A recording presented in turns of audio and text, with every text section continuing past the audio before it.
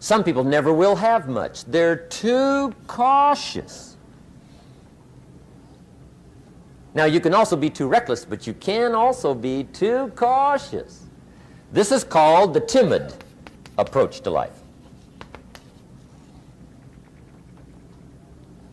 And my caution was always the risk. Risk used to drive me right up the wall. I used to say, what if this happens? It's called the language of the poor. What if this happens? And on top of that, if this was to happen, look at the fix I'd be in. I better not try. I could always ace myself out. Then I'll tell you what changed my whole life when I finally discovered it's all risky. The minute you were born, it got risky. If you think trying is risky, wait till they hand you the bill for not trying. If you think investing is risky, wait till you get the tab for not investing. See, it's all risky. Getting married is risky. Having children is risky. Going into business is risky. Investing your money is risky. It's all risky. I'll tell you how risky life is. You're not going to get out alive. That's risky. The Englishman says, well, if that's the way it's going to work out, let's give it a go. Right, that's what it's for. Give it a go. Somebody says, yeah, but I'm looking for safety and security. Fine, then huddle in a corner. We'll cover you with a sheet, bring you 3 meals a day. And we'll protect you, feed you, look after you, care for you. We won't let anything happen to you, and you'll probably live to be 100. The guy said, well, yeah, I'd live to be 100. But what a way to live. Right. What a way to live, safe and secure. Don't ask for security. Ask for adventure. Better to live 30 years full of adventure than 100 years safe in the corner. And see, it's not important how long you live. What's important is how you live. Here's the next attitude disease. We're almost through with this motley list. In fact, we're almost through. Hang on. The next one is pessimism. Pessimism, the deadly disease of always looking on the bad side, the problem side, the difficult side, checking all the reasons why it can't be done. The poor pessimist leads an ugly life. He doesn't try to figure out what's right. He tries to figure out what's wrong. He doesn't look for virtue. He looks for faults. And when he finds them, he's delighted. How ugly. This is the poor guy who looks through the window, doesn't see the sunset. He sees the specks on the window.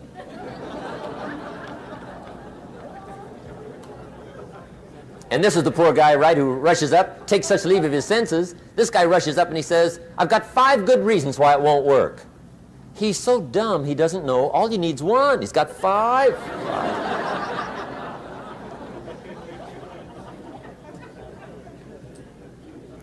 To the pessimist, the glass is always half empty. To the optimist, the glass is half full. Why would the same measure affect people 2 different ways? Answer, it all depends on how you look at it. Our lives are mostly affected by the way we think things are, not the way they are. The way we think they are affects us most. There's a subject we don't have time to get into tonight called better thinking habits. One of the major things Shoaff taught me when I met him, he said, poor thinking habits keeps most people poor. Not poor working habits. Most people work hard, but they don't think hard. And Shoaff taught me that the mind is like a factory, a mental factory. And whatever you think about all day long pours ingredients into this mental factory. And that's what builds the economic, social, financial fabric of your life. He quoted me a Bible phrase that says, as you think, so you become. How awesome. When he talked about poor thinking habits, he had me. I used to start the day reading the morning newspaper. I mean, you can believe that or not. I'd get a cup of coffee and read the paper. I'd load up on wars and riots and murders and stabbings and killings and bank robberies and muggings and car wrecks and tragedies. I'd even read the back pages. I seem to like that stuff for some weird reason. I'd load up on all that, and then I'd start the day. You can imagine the kind of days I used to have. You walk around on your financial knees. They call you economic peewee.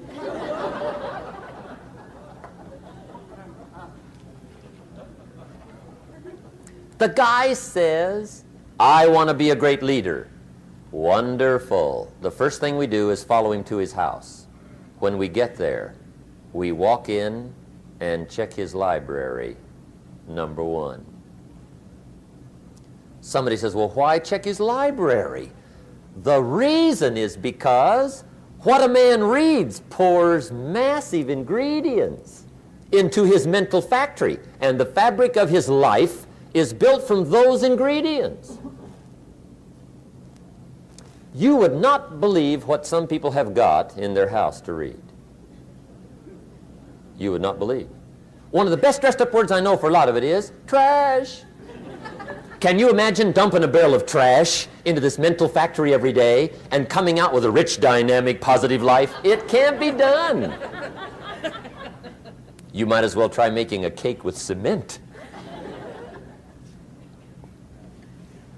The kids back in Danbury, Connecticut, high school, they're asking me questions one day. I'm talking to the kids. Kids got good questions these days. One of them said to me, Mr. Rohn, how do you build the good life? I said, it's simple. It's not easy, but it's simple. Here's how you build anything. Select the right ingredients, keep out the wrong ingredients, and it starts with thought. Everything starts with thought. So you must be wise and careful what you think about, because that starts everything. You got to be wise and careful. I asked the kids, what would happen if somebody dropped sugar in my coffee? They said, well, you'd be okay. I said, what if somebody dropped strychnine in my coffee? They said, well, you'd be dead. I said, correct. Lesson one, life is both sugar and strychnine. You gotta be careful. I said, what if my worst enemy drops in the sugar? They said, will you be okay? I said, what if my best friend, even by accident, drops in the strychnine? They said, well, you'd be dead. I said, correct. Lesson two, watch your coffee.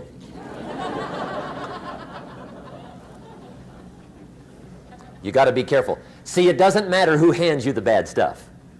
It doesn't matter where you get the bad stuff. It'll still do its damage on your bank account, wherever you get it. Mr. Schoaf gave me one of the greatest phrases when I first met him when he said, Jim, every day stand guard at the door of your mind. How important. Stand guard at the door of your mind.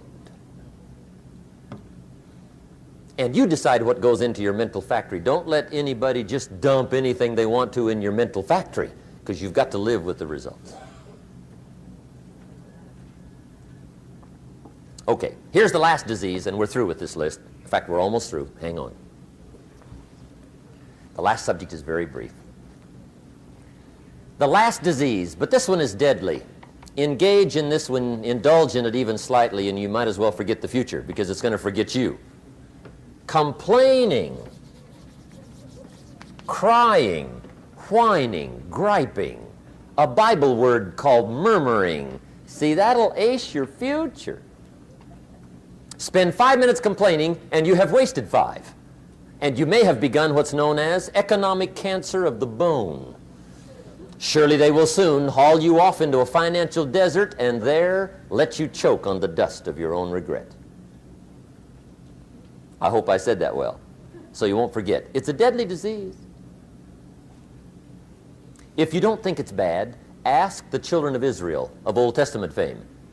Typical of us all, their story just happened to get in the book. Story says, children of Israel were slaves.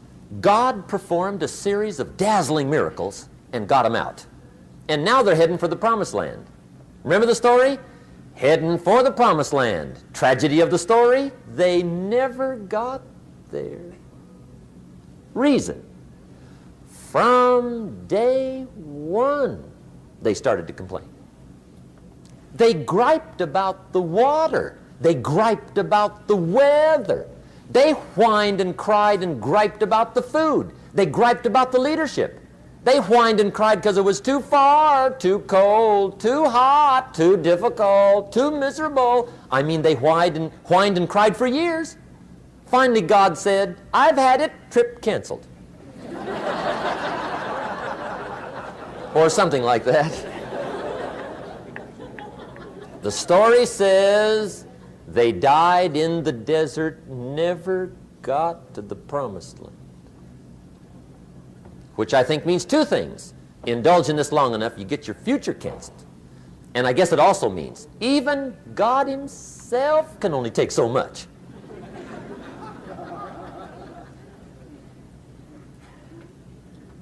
Okay. Just be on the lookout of the things that can destroy all the good you start. The war is on. And this evening, tomorrow, mentally, personally, socially, economically, you got to make sure you're winning the war. And this is part of it.